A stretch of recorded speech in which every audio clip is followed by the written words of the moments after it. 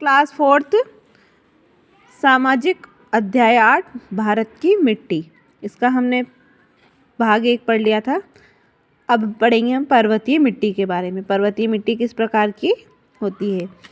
हिमालय पर्वत के ऊंचे भागों में रेत, कंकड़, पत्थर युक्त मिट्टियाँ पाई जाती है। इस मिट्टी में चाय और फलों की खेती की जाती है।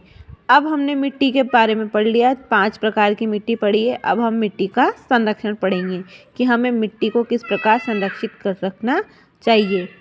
युगों से फसलें उगाने के कारण भारतीय मिट्टी थक गई है। भूमि के कटाव ने मिट्टी के उपजाऊ कणों को काट कर बहा दिया है। इस प्रकार कटाव को रोककर मिट्टी का संरक्षण करने की आवश्यकता है। मिट्टी में हरे चारे वाली फसलें उगाकर तथा खेतों की मेड़बंदी करके मिट्टी का संरक्षण किया जा सकता है। गोबर की खाद, हल्की जुताई तथा एवं सिंचाई करके मिट्टी की उर्वरता बढ़ाई जा सकती है। प्राकृतिक संसाधनों के रूप में मिट्टी बहुत महत्वपूर्ण है। मिट्टी खेती का आधार है। खेती में उत्पन्न अनाज, सब्जियां और फल हमारा पोषण करते हैं। जूट और कपास के रेशे हमें वस्त्र उपलब्ध कराते हैं। उपजाऊ मिट्टियों के कारण ही नदी घाटियों को सभ्यता का पालना कहा जाता है।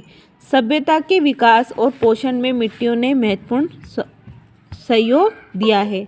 अब आपके 2 प्रकार के चित्र बताएं। एक में तो देखिए चाय की खेती बताई है जो पहाड़ी भागों में की जाती है, पर्वतीय भागों में की जाती है। फिर हमें अनाज, हमारे जो भी किसी प्रकार की फसल है जो सब किस में उगती है, मिट्टी में। अगला है हमेशा ध्यान रखें। इस पार्ट में जो हमारे को ध्यान रखने वाली बातें हैं वो है मिट्टी का बनना एक बहुत धीमी प्रक्रिया है। प्राकृतिक बल के कारण जब चट्टानें छोटे टुकड़ों में टूटती है तब मिट्टी का निर्माण होता है। किसान मिट्टी को उपजाऊ बनाने के लिए उसमें खाद डालते हैं। प्राकृतिक संसाधन के रूप में मिट्टी बहुत महत्वपूर्ण है।